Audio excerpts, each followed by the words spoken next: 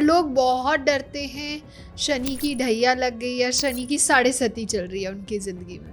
शनि की ढैया, शनि की साढ़े साती, शनि की कंटक ढैया, तो आधी आबादी पे तो कुछ ना कुछ चल ही रहा है। तो इसका मतलब 50% आबादी परेशानी में। कुछ लोग उसी योग में परेशानी में हैं और कुछ लोग उसी योग में बड़े बन जाते हैं। लेकिन ऐसा कालसर्प दोष जैसा शब्द बोल के डराने वाला जो मामला है, ये थोड़ा सा इससे मैं तो बचता हूँ। मैं ऐसी शब्दावली यूज़ नहीं करता। शनि की साढ़े साती इंसान को करोड़पति अरबपति बना देती है, लेकिन डिपेंड करता है कि आप क्या करते हो, क्योंकि शनि कर्म है ना आपका। अंगारक दोष वो क्या होता है और कैसे काम करता है?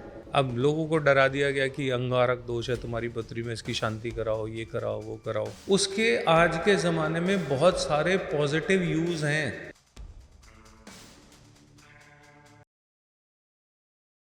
जब हम यूजुअली पंडित जी पे जाते हैं अपनी पत्री दिखाने, तो पत्री देख के पंडित जी ज़रूर बोलते हैं कि आपकी कुंडली में ये योग चल रहा है, ये आपको फल देगा या ये आपको नुकसान देगा, आपको इन चीज़ों से बचना है। तो ये योग होते कौन से हैं और ये आपकी कुंडली में दिखते कैसे हैं और ये फल कैसे देते हैं? आज इन्हीं सब के बारे में कुछ अलग सा टॉपिक मैं आपके लिए लेके आई हूँ। और आज इनके बारे में जो हमें ज्ञान देंगे, जो चर्चा करेंगे, वो हैं एस्ट्रो राजीव जी, जो एक एस्ट्रोलॉजर हैं और काफ़ी सारी मोडालिटीज़ में काम करते हैं। तो मैं हूँ आपकी होस्ट अर्दोस ज्योति एंड आज मैं आपका वेलकम करती हूँ इस यूनिक पॉडकास्ट के साथ। तो चलिए सर से बात करते हैं। वेलकम सर, कैसे हैं आप? थैंक यू जी, बहुत बढ़िया, थैंक यू।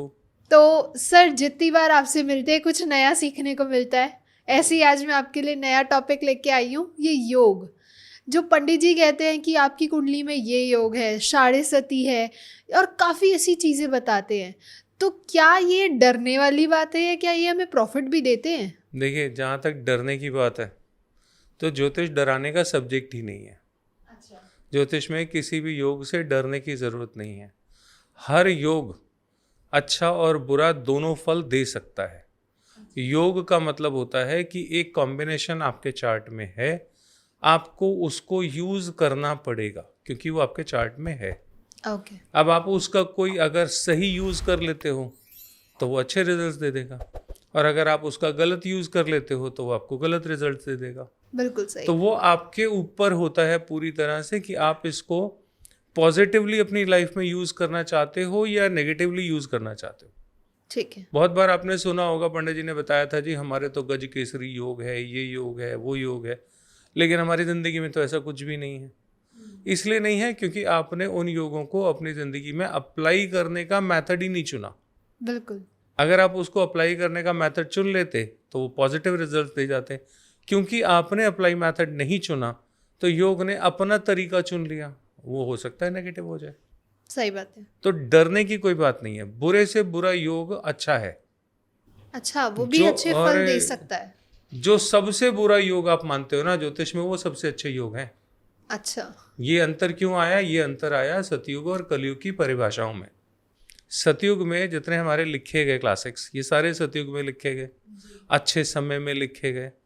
उस समय में जो चीज़ बुरी थी समाज में, जो चीज़ बहुत बुरी मानी जाती थी, आज उसका उल्टा हो गया। बिल्कुल। आज वो चीज़ नहीं है, तो आज उसके रिजल्ट्स अलग हैं। तो आगे हम जैसे जैसे योगों की बात करेंगे तो मैं बताऊंगा कि ये योग शास्त्रों में हमारे बुरा क्यों कहा गया। वो सतयुग का टाइमलाइन था, आज वो योग बदल गया है, तो ज्योतिष में उसकी परिभाषा भी बदलनी पड़ेगी। आप अगर क्लासिक्स को पढ़ते रह जाओगे, आप सोचोगे गुरु चांडाल योग है, तो वो आपको चांडाल ही दिखेगा हमेशा। ठीक है, ऐसा होता नहीं है जी। तो आपको अपनी डेफिनेशन को रीडिफाइन करना पड़ेगा। आज हम अपने इस पॉडकास्ट में कोशिश करेंगे कि वो रीडेफिनेशंस हम दोबारा से एक बार कर सकें। बिल्कुल। और हमारी ऑडियंस के लिए जो बहुत ज़्यादा डर जाती है कि उनके पत्री में ये योग हैं, तो वो उन चीज़ों को नोटिस करके अपनी लाइफ को और इम्प्रूव कर सकते हैं। उनका पॉजिटिव यूज़ करिए, वो योग आपकी ज़िंदगी के लिए सबसे अच्छे बन जाएंगे। बिल्कुल। तो सर, शुरू करते हैं शनि देव से, क्योंकि शनि देव न्याय के देव हैं और सबसे ज़्यादा स्ट्रिक्ट ही वही हैं। और लोग बहुत डरते हैं शनि की ढैया लग गई या शनि की साढ़े सती चल रही है उनकी ज़िंदगी में। तो ये होता क्या है और ये कैसे काम करते हैं? देखिए, शनि की ढैया, शनि की साढ़े साती, शनि की कंटक ढैया, तो आधी आबादी पे तो कुछ ना कुछ चल ही रहा है। जी। अगर आप ध्यान से देखो तो 40% 50% आबादी पे तो कुछ ना कुछ चल ही रहा है ना। बिल्कुल तो सही। इसका मतलब 50% आबादी परेशानी में है? ऐसा तो नहीं है। कुछ लोग उसी योग में परेशानी में हैं और कुछ लोग उसी योग में बड़े बन जाते हैं। ये अंतर समझना पड़ेगा। शनि की साढ़े साती जिसको हम कहते हैं, ये चंद्र और शनि की युति है। ओके। ठीक है। ट्रांजिट का सैटर्न जब आपके चार्ट के मून के एक घर आगे एक घर पीछे या सेम घर में होता है तो ये 3 ढैये आपके साढ़े साती के बन जाते हैं। ओके। ठीक है। 7.5 साल, क्योंकि शनि एक घर में 2.5 साल रहता है। तो चंद्रमा जैसे मान लीजिए आपका वृषभ लगन में बैठा है, तो 12 नंबर 1 नंबर राशि में जब शनि आएगा, 2 नंबर में आएगा और 3 नंबर में आएगा, तो ये 3 2.5 साल के फेजेस जो हैं, ये शनि की साढ़े साती का समय है। सब लोग डराते हैं कि शनि की साढ़े साती बुरी होती है, बुरी होती है। जी। मैं आपको एक राज बताता हूँ। आप किन्हीं भी बड़े लोगों की पत्रियां कभी भी चेक कीजिएगा, इनको सबसे ज़्यादा प्रॉफिट भी उसी समय में होता है। अच्छा। शनि की साढ़े साती इंसान को करोड़पति अरबपति बना देती है। अच्छा। लेकिन डिपेंड करता है कि आप क्या करते हो, क्योंकि शनि कर्म है ना आपका। तो आप कर्म क्या करते हो? जैसे जब भी शनि की साढ़े साती लगेगी, आपको देखना, आप हमेशा शनि और चंद्रमा जो होते हैं, ये दोनों जब आपस में मिलते हैं तो पॉइजन क्रिएट करते हैं। तो इसको हम बोलते हैं ये विष दोष है। अच्छा। ठीक है। लेकिन आज के ज़माने में तो विष इतना ज़्यादा पॉपुलर है कि जिसका कोई हिसाब नहीं। आज मेडिसिन जो हैं, उनमें कौन सी मेडिसिन है जिसमें शराब नहीं डलती, अल्कोहल नहीं डलता? अब तो गाड़ी में पेट्रोल में अल्कोहल डलने लग गया सही बात है ना। तो वो क्या है? वो पॉइजन है। आप पी नहीं सकते, लेकिन बाकी कामों में तो वो बहुत यूज़ होता है। तो जो लोग उन चीज़ों का इस्तेमाल करते हैं अपने व्यापार में, वो शनि की साढ़े साती के समय में ही करोड़पति अरबपति बनेंगे। अच्छा। पेट्रोल पंप के मालिक की पत्री में शनि की साढ़े साती का तो परमानेंट योग है। वो पैदा ही साढ़े साती में हुआ है, तभी उसका पेट्रोल पंप है। ठीक है ना, क्योंकि वो पेट्रोल का काम कर रहा है ना। तो शनि कर्म हो गया और मून के साथ जुड़ा तो गंदा पानी का काम। तो गंदा पानी क्या है? जो पीने लायक ना हो। चंद्रमा जो है वो लिक्विडिटी के बारे में बात करता है। ठीक है। तो सैटर्न मून जब कंबाइंड होंगे तो नॉन ड्रिंकेबल कंटामिनेटेड लिक्विड चीज का काम करोगे। ओके। तो उसमें पेट्रोल भी आ जाता है, उसमें शराब भी आ जाती है। ठीक है। अल्कोहल आजकल आपको पता है, अल्कोहल का तो मतलब सेल दिन दुनी रात चौगनी बढ़ जाती है। तीसरी चीज़ आपको शायद यकीन नहीं होगा, आप भी शनि की साढ़े साती के बहुत सारे प्रोडक्ट यूज़ करते हो। अच्छा। वो जिसका काम कर रहे हैं उनकी पत्री में भी वही योग होगा। कौन सी चीज़ें हैं? ब्रांड नहीं ले सकता नाम, लेकिन जितने भी एरिटेड ड्रिंक्स आते हैं, ये सारे के सारे शनि और चंद्र की युति हैं। असल में तो ये पॉइजन ही है, लेकिन खूब बिकता है नहीं बिकता? गली गली नुक्कड़ नुक्कड़ पे ये जो ड्रिंक्स हैं, सॉफ्ट ड्रिंक जिसको हम बोलते हैं, बिक रहे नहीं बिक रहे? बिल्कुल सही। तो सॉफ्ट ड्रिंक हो गया जिसको रोज़ पिया जा सकता है, हार्ड ड्रिंक है जिसको अलग तरीके से लोग पीते हैं। लेकिन असल में ये ड्रिंकेबल नहीं है, ये शरीर को नुकसान पहुंचाते हैं। लेकिन आजकल तो सभी लोग खूब पी रहे हैं इसको। बिल्कुल सही। और वो लोग जो इसको बना रहे हैं, भाई जो कंपनी इस चीज़ को बना रही है उसके मालिक की पत्री में साढ़े साती का योग है ना, पैदा ही साढ़े साती में हुआ है ना। और ये कंपनियां क्या छोटी मोटी कंपनियां हैं? दुनिया की सबसे बड़ी कंपनियों में से एक है। एग्जैक्टली। तो ये लोग तो साढ़े साती से ही अरबपति बने हुए हैं।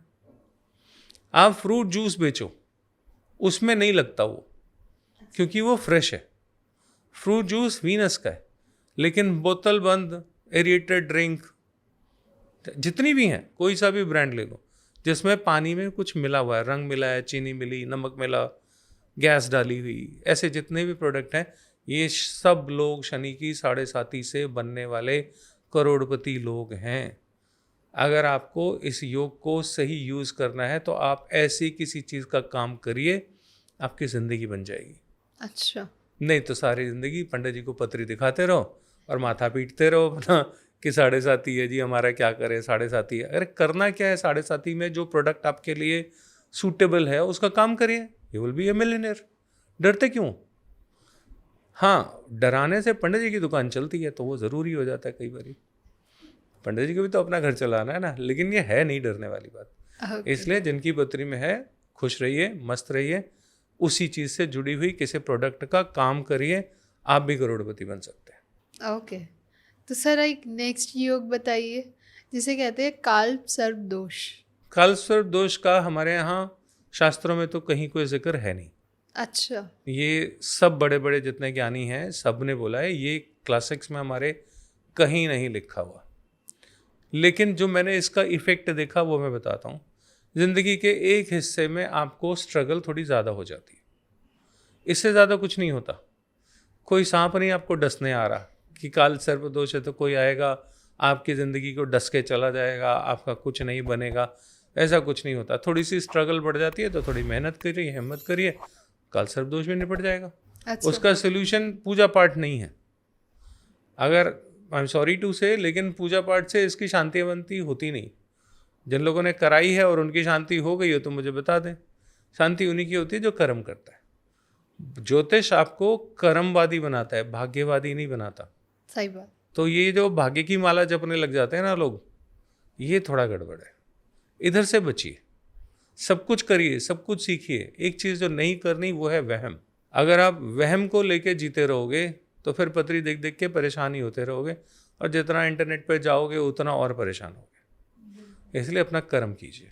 तो इतनी सिंप्लिसिटी से आपने बता दिया कि काल सर्प दोष कुछ भी नहीं होता और बस आपको थोड़ी और मेहनत अपनी लाइफ में और करनी चाहिए। थोड़ी एक्स्ट्रा मेहनत करनी पड़ेगी, आपको चीज़ें थोड़ा मुश्किल से मिलेंगी। ओके। और ये भी ज़रूरी नहीं है कि सभी को हो। जिनका काल सर्प दोष है सबके लिए मुश्किल हो, ऐसा भी नहीं है।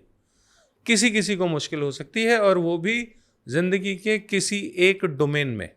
ओके। पूरी जिंदगी में मुश्किल नहीं होगी। हो सकता है आपका प्रोफेशनल लाइफ बहुत अच्छा चले, लेकिन भाई के साथ रिश्तों में थोड़ा सा प्रॉब्लम हो जाए। ये आपका छोटा भाई हो नहीं, ये मैं एक एग्जांपल बता रहा हूँ।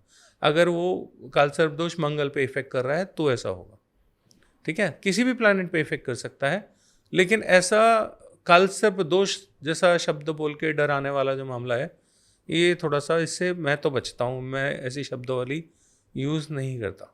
ओके। ये मेरी वोकैबुलरी में ये शब्द नहीं है काल सर्प दोष, क्योंकि क्लासिक्स में कहीं नहीं लिखा हुआ।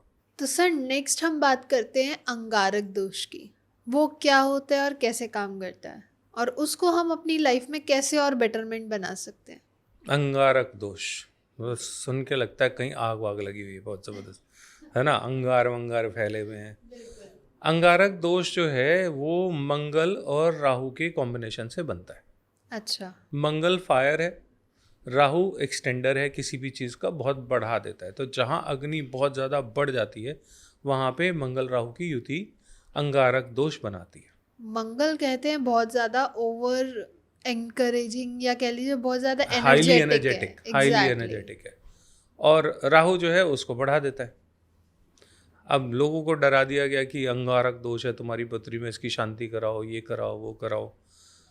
उसके आज के ज़माने में बहुत सारे पॉजिटिव यूज़ हैं। एग्जैक्टली। ठीक है, आपको एक बात बताता हूँ बड़ी इंटरेस्टिंग। बिल्कुल। अपने दर्शक जितने हैं वो चेक करें, चाहे छोटा बच्चा है वहाँ पे भी ये मिलेगा। मंगल राहु की अगर किसी के चार्ट में युति है, उस आदमी के लिए जो प्रोफेशन में सबसे अच्छे प्रोफेशन हो सकते हैं वो पता है क्या है?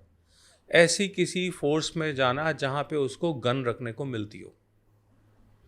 जैसे आर्मी में, पुलिस में, या और जितने भी पैरामिलिट्री फोर्सेस हैं उनमें बहुत से लोग हैं जिनको बंदूक मिलती है सरकारी, है ना। जितने ये सरकारी बंदूक कैरी करने वाले लोग हैं, इन सब की पत्री में मंगल और राहु की युति है। पत्री देखने की जरूरत नहीं है, ये इसका पॉजिटिव यूटिलाइजेशन है। एग्जैक्टली। ठीक है। अब आपको सरकारी नौकरी चाहिए, आपको आईपीएस बनना है ना। आईपीएस को गन मिलती ही है जहाँ तक मुझे नॉलेज है, अगर गलत है तो मुझे कोई करेक्ट करेगा। बड़े ऑफिसर्स जितने आर्मी के होते हैं, पुलिस के होते हैं, इनको सरकारी बंदूक मिलती है जी। तो ये बिना मंगल राहु के कैसे मिल सकती है? आप बड़ी पोस्ट भी चाहते हो पुलिस में, और आप चाहते हो कि आप बंदूक भी ना रखो, आपकी पत्री में अंगारक दोष भी ना हो, और है तो उसकी शांति करा दो। तो ऐसा तो नहीं हो सकता। अंगारक तो चाहिए उनको, जोश, जोशीले। हाँ, बंदूक उसी को दी जाती है। छोटा बच्चा है, मैंने एक बच्चे का देखा, 12-13 साल का बच्चा, 15 साल का, उसकी पत्री में अंगारक दोष है।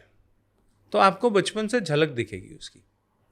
मैंने देखा उसने अपने रूम के किसी का कोई की चेन थी कोई उसके पास, उसने की चेन में की चेन की जगह, जैसे हम लोग गणपति की कोई आइडल लगा लेते हैं या कोई हार्ट शेप लगा लेते हैं या कुछ उस पर लिखा हुआ, की चेन्स तमाम तरह के होते हैं। उस बच्चे ने वहाँ पे नीचे से छोटी सी तलवार लटकाई हुई थी की चेन में। अच्छा। ऐसे लोगों को हथियार रखने का शौक होता है। अगर मंगल राहु की युति में अंगारक दोष है लेकिन जुपिटर से ब्लेस है तो परेशान मत होइए। फिर ये पुलिस में जाएगा, फोर्स में जाएगा, कोई ना कोई अच्छी नौकरी मिलेगी जहाँ इज्जत मिलेगी, जहाँ इसको सरकार बंदूक के लायक समझेगी, तो ये आपका क्वालिफिकेशन है, तो इससे डरिए मत। लेकिन अगर जुपिटर की ब्लेसिंग नहीं है तो फिर बंदूक लेके क्राइम करता फिरेगा, वहाँ पे डरने की ज़रूरत है। लेकिन ये नहीं है कि जिसका देखा मंगल राहु सबको बोल दिया अरे तुम्हारा तो अंगारक दोष है। इस दुनिया में जितने भी आर्म फोर्सेस वाले लोग हैं सबकी पत्री में अंगारक दोष है ही। अगर आप इसको दोष कहते हो तो, मैं तो दोष नहीं कहता, ठीक है। दूसरा, ब्लास्टिंग के लिए माइनिंग में ब्लास्टिंग होती है, बॉम्ब स्क्वाड में बॉम्ब डिफ्यूजर स्क्वाड वाले लोग होते हैं। एग्जैक्टली। इन सबके चार्ट में मंगल राहु की युति मिलेगी। अगर आप किसी को प्रोफेशन बता रहे हो तो मंगल राहु की युति है, तो मैंने एक का चार्ट देखा, वो राजस्थान में जहाँ पत्थर टूटते हैं वहाँ पे ब्लास्टिंग मैनेजमेंट करते हैं, डायनामाइट लगा के पहाड़ों को जो तोड़ा जाता है, उनकी पत्री में मंगल राहु की युति मिली। ओके। तो वो पॉजिटिव है कि नेगेटिव है, उनका तो प्रोफेशन है। एग्जैक्टली। तो ये क्या अच्छा है कि बुरा है? उनके लिए तो पॉजिटिव है। तो फिर डरते क्यों? सही बात। आप इसलिए मतलब मुझे समझ में नहीं आता क्यों चीज़ों को इतना ज़्यादा डराया जाता है, जबकि उसके पॉजिटिव एस्पेक्ट्स बहुत ज़्यादा है। कलयुग में ये अपॉर्चुनिटीज़ बहुत ज़्यादा हो गई हैं, पहले नहीं थी शायद, लेकिन अब तो बहुत ज़्यादा है। तो मंगल दोष, अंगारक दोष, इसको दोष नहीं, इसको योग भी माना जा सकता है। मेरे लिए योग ज़्यादा है। ओके। तो बेसिकली हम लोग इसीलिए भी, या कह लीजिए हमारी ऑडियंस इसीलिए भी थोड़ा डर जाती है क्योंकि उनको पंडित जी वगैरह जब हम जाते हैं पत्री दिखाने तो वो बहुत ज़्यादा हाइप करके बताया जाता है कि आपकी अंगारक दोष है, ऐसा होगा, लड़ाई झगड़े होंगे, एग्रेसिव होगा, इसका दिमाग शांत नहीं होगा, बहुत चीज़ें। देखो कुछ प्रोफेशन ऐसे हैं जिनमें डर ही बिकता है। बिल्कुल सही। अनफॉर्चुनेटली एस्ट्रोलॉजी में भी यही है।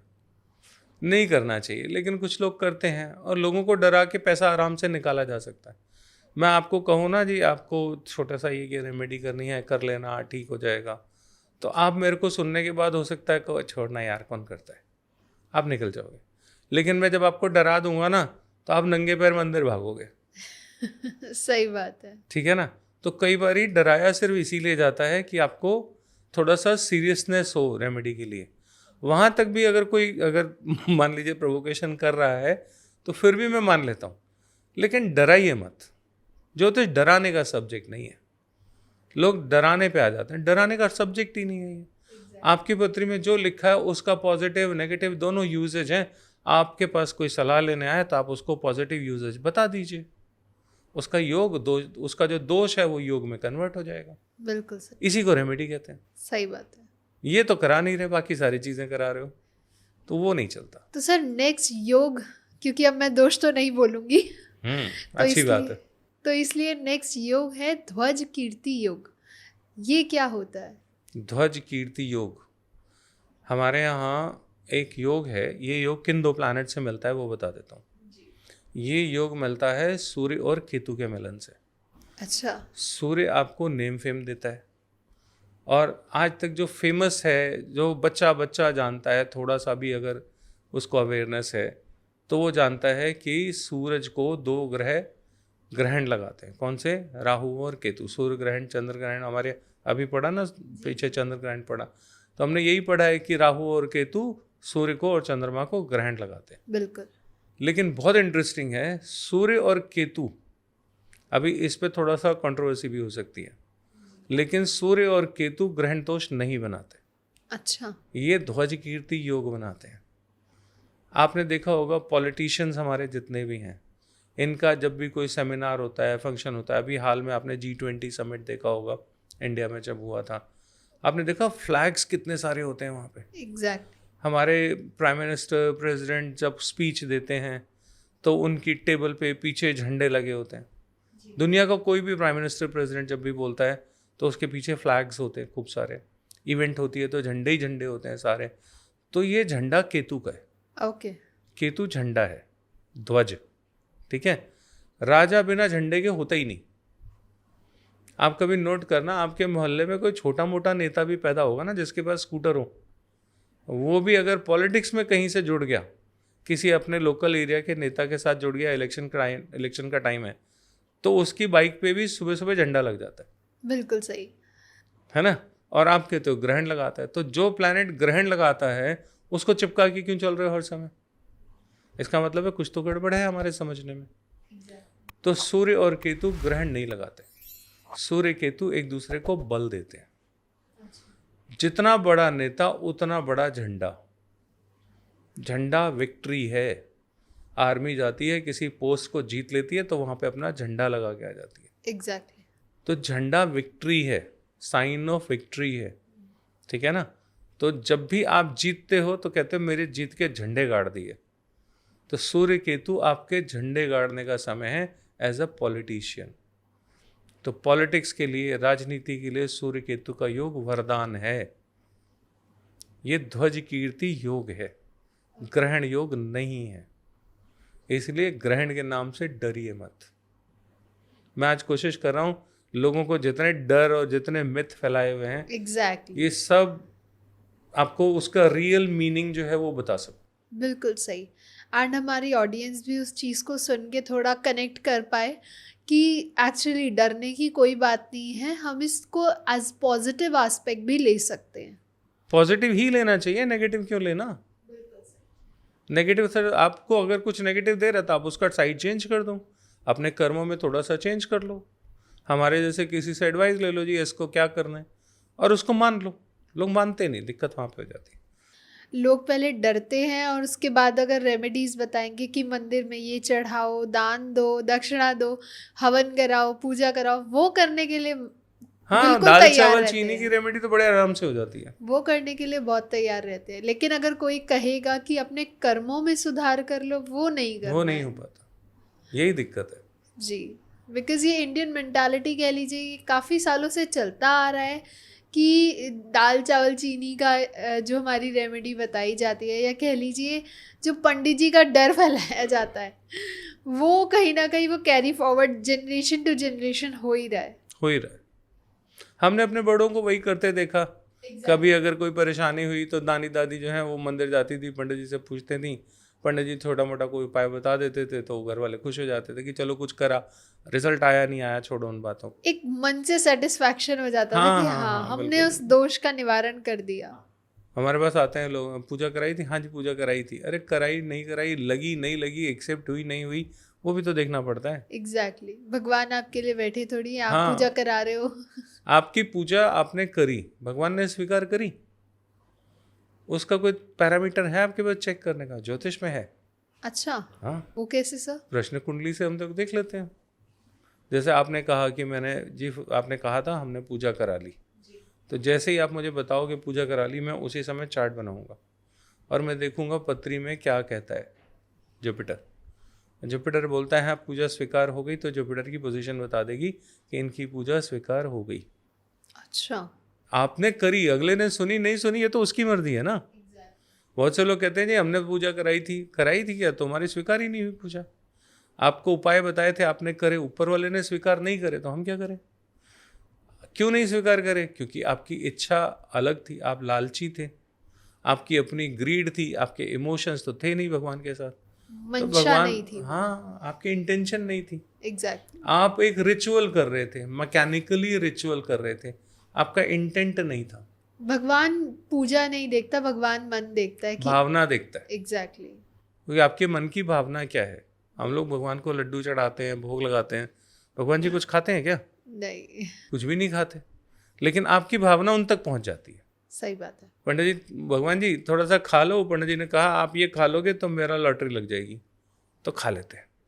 ऐसे भगवान को खिलाओगे तो भगवान जी कुछ नहीं देने वाले। भावना से दो, प्रभु आपका भोग है, स्वीकार करें, प्रार्थना करें उससे। वो स्वीकार करना ना करना उसकी मर्जी है।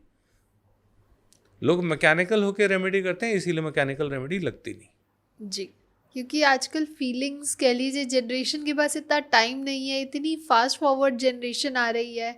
एंड एक्चुअली लाइफ में इतना कंपटीशन हो गया है कि अगर आप अपनी लाइफ में स्ट्रगल नहीं करोगे, भागो दौड़ोगे नहीं, तो कहीं ना कहीं वो आप अपनी लाइफस्टाइल को अचीव नहीं कर पाओगे। बिल्कुल। और वही रीज़न है, रेमेडी करनी भी है लेकिन टाइम की कमी है, तो फटाफट कर लो पंडित जी, पूजा फटाफट निपटाओ, आधे आधे मंत्र बोलो। हाँ, लोग तो शादियों में भी आधे मंत्र पढ़ के शादी कर लेते हैं। डीजे से फुर्सत मिले तब तो। एग्जैक्टली। पहले डीजे ज्यादा जरूरी है, शादी तो होती रहेगी। शादी में क्या है? हाँ, शादी में क्या, हम तो शादी का मुहूर्त भी कहते हैं, नहीं पहले नाच लेने दो पंडित जी, शादी का क्या है। पंडित जी चिल्लाते रहे बेचारे, फेरे का टाइम निकला जा रहा है, टाइम निकला जा रहा है, कौन सुनता है। पर बाद में परेशानी होती है। सही बात है। तो मुहूर्त जो निकाला गया है वो किसी वजह से निकाला गया, उसी मुहूर्त में करना चाहिए। बिल्कुल। डीजे विजे तो सारी जिंदगी नहीं, आप उस दिन डीजे पे नाच लो, बाकी जिंदगी डीजे ही बजता रहेगा फिर। तो सर अब अगला योग है गज केसरी योग, ये क्या है? आजकल लोगों की हिंदी थोड़ी अच्छी नहीं रही, तो मैं थोड़ा सा बता देता हूँ। गज मतलब होता है हाथी। बिल्कुल। और केसरी का मतलब होता है समाज में वो रेप्यूटेड इंसान जिसको पगड़ी पहनने का हक था पुराने समय में। तो वो हाथी पे जाता था, जैसे आजकल हम लोग मर्सिडीज पे या ऐसी बड़ी बड़ी गाड़ियों पे जाते हैं ना, तो ये आज के ज़माने के गज ये हैं। ओके। और केसरी मतलब मैन विद अ टर्बन, जो इज्जतदार समाज का बंदा है वो जी। तो आप समाज में बहुत अच्छी रेपुटेशन होगी, और आपके पास उस ज़माने का हाथी और आज की मर्सिडीज होगी। अच्छा। ठीक है, इसको बोलते हैं गज केसरी योग। जैसे पुराने टाइम में राजा महाराजा होते थे, हाँ, वो हाथी पे पूरा पग वग पहन के आते थे।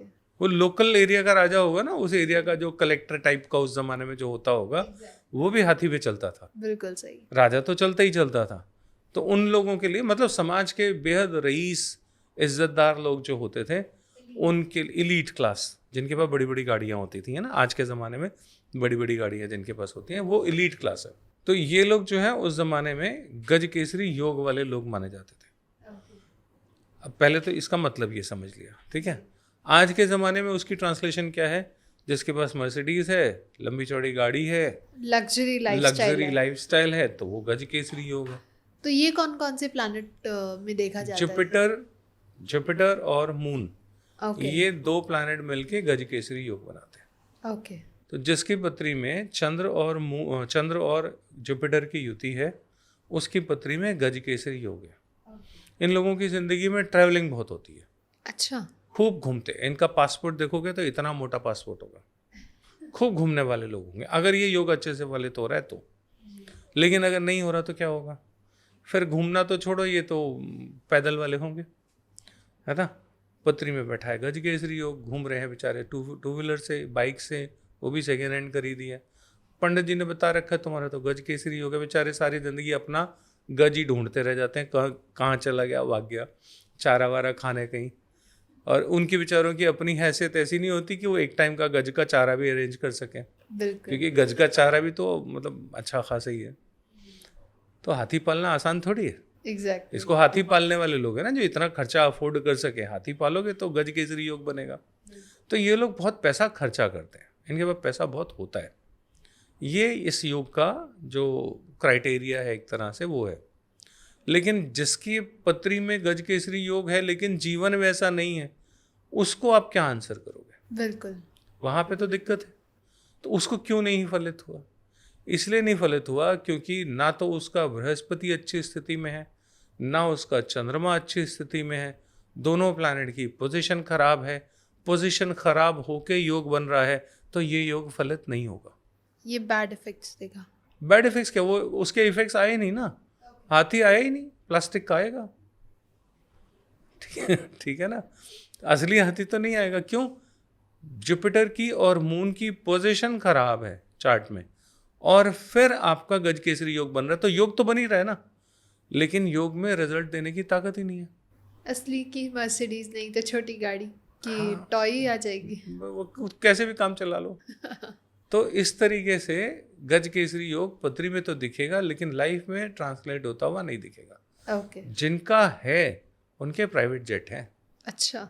बिल्कुल, वो लोग प्राइवेट जेट से ट्रेवल करते हैं गज केसरी योग वाले। आज के ज़माने का गज तो यही है ना भाई। एग्जैक्टली। अपने हेलीकॉप्टर से चलते हैं। बॉम्बे की सड़कों पे कौन चले, इतना ट्रैफिक सिग्नल में कौन फंसे। अरे एक हेलीकॉप्टर खरीद ले यार, एक जगह से दूसरी जगह जाना है। तो मुकेश अंबानी बॉम्बे में रहते हैं, हेलीकॉप्टर में चलते हैं, उनका गज है उनके पास। एग्जैक्टली। गज केसरी योग ये होता है। फलेगा तो ऐसा फलेगा, नहीं फलेगा तो बहुत ही हालत खराब कर देता है।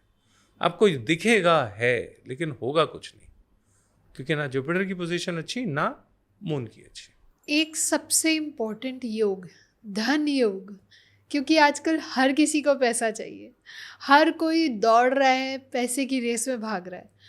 क्या चाहिए उन्हें? लास्ट में पैसा आ जाए उनकी लाइफ में, एक लाइफस्टाइल अच्छी हो जाए, करोड़पति बन जाए। तो ये धन योग उनको कैसे हेल्प करता है? धन योग के 3 कॉम्बिनेशंस होते हैं चार्ट में। अच्छा। अगर आपका मरकरी वीनस से कनेक्ट है तो आप करोड़पति बनोगे। ओके। अगर आपका वीनस राहु से कनेक्ट है तो करोड़ोंपति बनोगे। अच्छा। एक करोड़पति है, एक करोड़ोंपति है, ठीक है। तीसरा योग जो है वो बनता है वीनस और केतु से। ये आपको करोड़पति नहीं बनाता, ये फिर अरबपति बनाता है। अच्छा। फिर आपके पास करोड़ों नहीं होंगे। ये मल्टी ट्रिलियनर लोग हैं जो, उनके चार्ट में आपको वीनस केतु का योग मिलता है। ओके। लेकिन इसकी एक कंडीशन है, पैसे का मोह छोड़ना पड़ेगा। क्योंकि केतु कहता है मोह मेरा गुण नहीं है, मेरा गुण डिटैचमेंट का है। तो अगर किसी के चार्ट में, हाँ, वो आपको पैसे से मोह छोड़ना पड़ेगा। हाई पैसा ये राहु वाला करे, वीनस राहु वाला हाई पैसा करेगा और वो एक दिन बड़ा आदमी बनेगा। अगर आपके चार्ट में वीनस राहु का योग है, आप जिस भी स्थिति से अपने जीवन में फाइनेंशियली शुरू हुए हो, उससे बहुत अच्छी स्थिति में आप पहुंच जाओगे, पक्का पहुंचोगे। ओके। वीनस केतु वाले की कोई गारंटी नहीं है। या तो ये पैसे को मोहताज होगा या ये खरबपति होगा। जिस दिन ये पैसे के बारे में सोचना छोड़ देगा, अपने काम पे लग जाएगा, अपनी धुन में लग जाएगा, जो भी धुन पकड़ ले किसी भी काम की, अगर इसने धुन पकड़ ली कोई, फिर ये खरबपति बनेगा। अच्छा। ये करोड़ोंपति पे नहीं रुकेगा, ये खरबपति बनेगा। आपने बहुत सारे व्यापारी देखे होंगे जो 10 साल 15 साल में कहाँ के कहाँ पहुंच गए। सही बात है। ये वो लोग हैं। वॉरेन बफे की पत्री में वीनस केतु का योग है। अच्छा। चेक कर लीजिए। वॉरेन बफे से बड़ा दुनिया में तो कोई है नहीं जो इन्वेस्टर हो। उनके पास कितना पैसा है उनको, आप सब लोगों को पता है, लेकिन पैसे का मोह नहीं है। अब वो पैसा रूटीन में आता है, रूटीन में जाता है, सिस्टम का पार्ट है। लेकिन उनको, एक आदमी को पर्सनल लाइफ में कितना पैसा चाहिए? वह आपने मकान बढ़िया बना लिया, गाड़ियाँ बढ़िया बना ली, सब कुछ बढ़िया बन गया, एक लिमिट के बाद तो पैसे की कोई यूज़ रह नहीं जाती। एग्जैक्टली। उसी के बाद जो पैसा आता है ना, वो वीनस केतु वाला है। अच्छा। अंधा पैसा। इन लोगों को पता नहीं होता इनके पास कितना पैसा है, वो वीनस केतु देता है। ओके। तो सबसे बड़ा धन योग जो है वो वीनस केतु है। ठीक है। इट मीन्स अगर आपको करोड़पति बनना है, अरबोपति बनना है, तो आप अपना धन योग चेक कर सकते हैं। इन प्लैनेट्स का कॉम्बिनेशन देख सकते हैं। अगर आपकी कुंडली में है तो बस आप उसको थोड़ा राइट डायरेक्शन पे जाइए एंड आपको सक्सेस ज़रूर मिलेगी। 100%। तो सर, नेक्स्ट योग बहुत डराने वाला कहते हैं, गुरु चांडाल योग। तो ये क्या है और कैसे काम करता है? नाम में ही चांडाल है। बिल्कुल, है ना? तभी कह रही हूँ बहुत डराने वाला है। बहुत डराने वाला है। आपको बोल दिया जाए आपकी पत्री में गुरु चांडाल योग है, आपको लगेगा पता नहीं कौन सा भूत प्रेत मेरे चिपक गया। सही बात है। ऐसा कुछ नहीं है, बिल्कुल भी कुछ नहीं है। देखिए, वो ज़माना और था जब इस योग का नाम दिया गया गुरु चांडाल योग। ये बनता है जुपिटर और राहु की युति से। ओके। पंडित जी बैठे हैं, जुपिटर पंडित जी हैं, ठीक है। पंडित जी बैठे हैं, अपना कुछ हिसाब किताब लगा रहे हैं, कुछ काम धाम कर रहे हैं। एक राहु वाला इंसान आ गया इनके पास। क्या पंडित जी क्या बताते रहते हो ये सब, ऐसा कुछ नहीं होता, ये नहीं होता, मैं नहीं मानता, आप गलत बताते हो, ऐसा करते हो, वैसा करते हो। ऐसा आदमी पंडित को चांडाल ही लगेगा। लगेगा नहीं लगेगा? आप किसी भी फील्ड के एक्सपर्ट के पास जाओ, एक्सपर्ट मतलब पंडित, है ना जी। आप किसी भी फील्ड के एक्सपर्ट के पास जाओ और उसको बोलो ये जो तुम कर रहे हो ना ये ठीक नहीं है, बेकार है, बकवास है। ये गलत है, ऐसा नहीं होता, मैं तुम्हारी बात नहीं मानता। तो जिसके पास गया उसे लगेगा यार ये अजीब आदमी है, आया भी मेरे पास है, मेरे ही टॉपिक पे बात कर रहा है, मेरे से ही बात कर रहा है और मुझे ही कह रहा है मैं गलत हूँ। तो आया क्यों भाई? सही बात है। मत आ, मैंने तुझे बुलाया है? बोला नहीं मैं तो आऊँगा। क्यों? पत्री में साथ साथ हूँ। ठीक है, तो मैं क्या बोलूँगा? यार तो आदमी है चांडाल है, ज्ञान की बात नहीं मानता, ज्ञानी आदमी की बात नहीं मानता, उसके ज्ञान को नहीं मानता, तू चांडाल है। ठीक है, ये पंडित जी का ओपिनियन है उस आदमी के बारे में जो उनकी बात को नहीं मानता। तो ये योग गुरु चांडाल योग है। ओके। ठीक है, अब सतयुग में जब हमारे क्लासिक्स लिखे गए उस समय का सीन है ये। आप सोच के देखिए, एक पंडित जी एक झोपड़ी में कहीं कहीं अच्छी जगह पे मंदिर में कहीं बैठे हैं और एक नास्तिक आदमी आके उनसे भगवान के बारे में उल्टी सीधी बहस करने लग जाता है। तो पंडित जी इसको क्या बोलेंगे? तू धूर्त है, तू मूर्ख है, तू चांडाल है, ऐसे ही कुछ बोलेंगे ना। पिछले क्लास हमारे जो गोल्डन डेज में तो ऐसे ही बोला जाता था ना। तो उस ज़माने का ये गोल्डन जो टाइम था हमारा, उस ज़माने की डेफिनेशन ये कैरी हो रही है जी। ठीक है, लेकिन आज के ज़माने में इसकी परिभाषा बिल्कुल बदल गई। वो कैसे? ज्ञान जुपिटर है, ठीक है, राहु क्या है? राहु इमेजिनेशन है। मैं आपसे पूछता हूँ, हवाई जहाज़ जब पहली बार किसी ने बनाया तो उसने सोचा होगा कि यार एक ऐसी लोहे की चिड़िया बनाऊंगा जिसमें 100-200 लोग उड़ के बैठ के जाएंगे एक शहर से दूसरे शहर। और उसने अपने किसी मोहल्ले रिश्तेदार में किसी पंडित जी को बताया, पंडित जी मैं ऐसा कोई हवाई जहाज़ बनाऊंगा जिसमें 200 लोग सवारी करेंगे और वो चिड़िया लोहे की होगी, हवा में उड़ेगी। तो पंडित जी इसको क्या कहेंगे? तू मूर्ख है। ऐसी बातें करने वाले को मूर्ख ही कहेंगे ना, पागल हो गया। पागल हो गया। लेकिन ये असल में हुआ कि नहीं हुआ? पॉसिबल था, पॉसिबल हुआ भी है ना। तो किसी ज्ञानी आदमी ने पहले उसके दिमाग में ये विचार डेवलप हुआ कि एक ऐसी लोहे की चिड़िया बनानी है ना, तभी वो उसको रियल लाइफ में इम्प्लीमेंट कर पाया। Over a period of time develop होते होते आज हम लोग हवाई जहाज के बारे में कितना कुछ जानते हैं, बिल्कुल। फाइटर जेट तक के बारे में कितना डेवलप हो गया वो सारा। लेकिन कोई एक आदमी तो था ना जिसने ये ज्ञान के अपने विस्तार को एक्सपैंड करके इमेजिनेशन के साथ जोड़ के अपनी इमेजिनेशन को धीरे धीरे साकार किया। जी। तो इसका मतलब वो आदमी कौन था? साइंटिस्ट था। एग्जैक्टली। तो ज्ञानी आदमी ज्ञान का विस्तार करता है तो साइंटिस्ट बन जाता है। तो जितने भी परम ज्ञानी लोग हैं, परम का मतलब राहु हो गया, ठीक है, जुपिटर गुरु है तो ज्ञान हो गया। परम ज्ञानी लोग जो हैं वो जुपिटर राहु वाले ही होते हैं। साइंटिस्ट जितने भी हैं उन सब की पत्री में गुरु राहु का योग मिलेगा। आप आइंस्टाइन की पत्री में देख लीजिए, उसको भी पागल कहा जाता हाँ था। उसे भी वो होता ही है ना। उसकी बात लोगों को समझ में नहीं आती ना शुरू शुरू में। आइंस्टाइन की पत्री में भी यही था। हमारे डॉक्टर कलाम जो थे प्रेसिडेंट ऑफ इंडिया, उनकी पत्री में भी वही था। तो क्या वो चांडाल थे? नहीं। उनके जैसा तो चांडाल घर घर में होना चाहिए। बिल्कुल सही। ठीक है ना। तो वो जो डेफिनेशन कलयुग की थी वो सतयुग में बदल गई। अब ये हर एक के साथ नहीं होगा, लेकिन ये हर एक के साथ नहीं होगा। ये किसके साथ होगा? जिसका जुपिटर अच्छा होगा तो ही उसको विस्तार करेगा राहु। तो कंडीशन एक है, अगर जुपिटर राहु का योग है आपके चार्ट में तो अपने जुपिटर को अच्छा कीजिए, तो राहु आपके खराबियां नहीं करेगा, फिर आपको वो साइंटिस्ट बना देगा। जुपिटर ज्ञान का प्लैनेट है एंड राहु उसको एक्सपैंड करेगा। तो अब अपने ज्ञान को बढ़ाते जाइए, बढ़ाते जाइए, पढ़ते जाइए, जो भी सब्जेक्ट आपको पसंद हो। मैं ये नहीं कह रहा ज्योतिष पढ़िए, आपको जो भी सब्जेक्ट, आपको एरोनॉटिक्स पसंद है आप एरोनॉटिक्स में जाइए, आपको राहु साथ देगा। जो राहु दे सकता है कलयुग में वो कोई और प्लैनेट नहीं दे सकता। तो ये बहुत अच्छा ही हो गया, बुरा नहीं है, डरिए मत। जो भी आउट ऑफ द बॉक्स वाले लोग हैं, आउट ऑफ द बॉक्स यही करेंगे ना। ये वो लोग हैं जिनको वो कहते हैं ना, वो उस फिल्म थी ना एक जिसमें वो कहता था बापू दिखता है। इन लोगों को बापू दिखता है, थी ना एक मूवी संजय दत्त की, भाई जो भी थी मुझे नाम नहीं याद। ये लोग बापू को देख लेते हैं, दुनिया को नहीं दिखता। इनकी इमेजिनेशन वो देख लेती है जो बाकी दुनिया को नहीं दिखता। थोड़े दिनों बाद वो मान जाते हैं। बिल्कुल। जैसे 40 साल पहले कोई बोले आपको कि आपको पता है एक प्लास्टिक का डब्बा होगा, कान पे लगा के घूमोगे और आप दुनिया में किसी से भी बात कर रहे होगे, वीडियो कॉल कर रहे होगे। आज से 40 साल पहले सोच सकता था कोई? कोई भी नहीं। आज है ना हर हाथ में।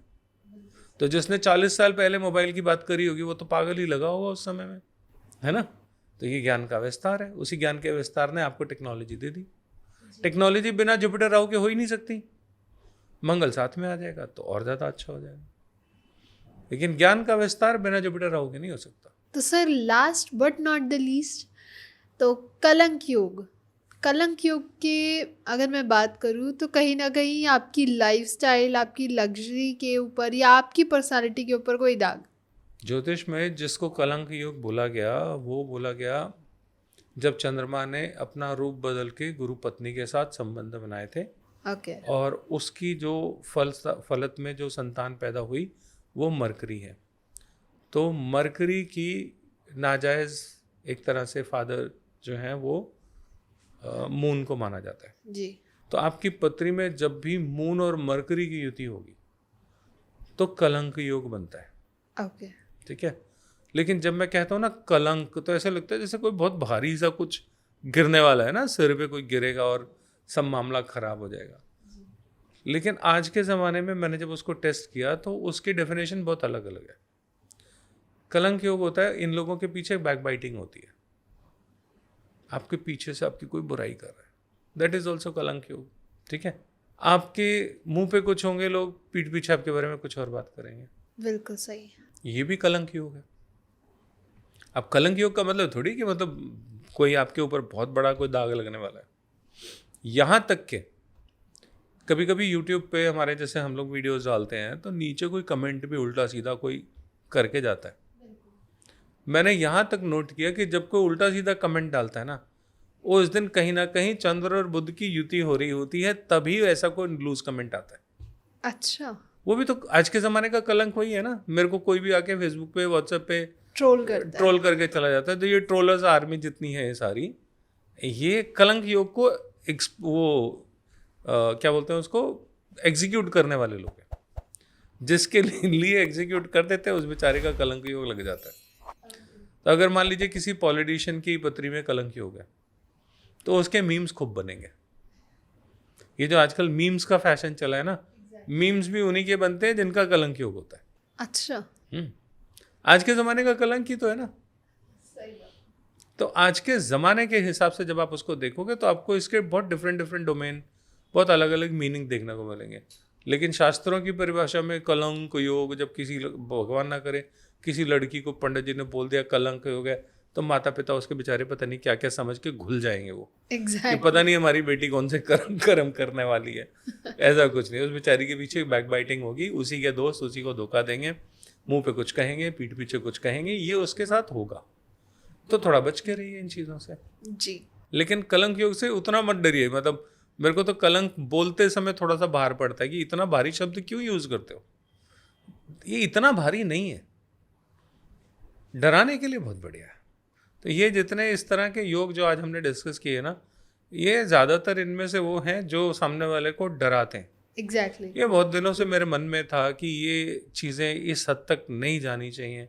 इस तरह से सामने वाले को डरा के उससे कुछ भी बेचने वाली जो प्रैक्टिस चल रही है ना, ये थोड़ा अच्छी नहीं है, गलत है। इससे जो ये करते हैं उनको पाप पड़ता है, ऐसा नहीं है कि। लेकिन आजकल ना सब पैसे ही पैसा सब कुछ हो गया। एग्जैक्टली। मतलब मेरे को इससे फर्क नहीं पड़ता कि मैं डरा के पैसे कमा रहा हूँ या अच्छे तरीके से। तो ऐसी कमाई भी ब्राह्मण को नहीं करनी चाहिए। जो ब्राह्मण मतलब जो भी पंडित, जो भी नॉलेज देने वाला इंसान है, ऐसी कमाई से आपके ऊपर भी दोष आता है जी। तो ये मेल प्रैक्टिस है, ये नहीं होनी चाहिए, लेकिन आजकल खूब हो रही है। बिल्कुल सही। तो सर ये जो योग हमने या कह लीजिए दोष योग, इन सब के बारे में हमने डिस्कस किया, ये आप 1 मिनट प्रेडिक्शन से अगर हम देखना चाहें तो क्या हम इसे देख सकते हैं?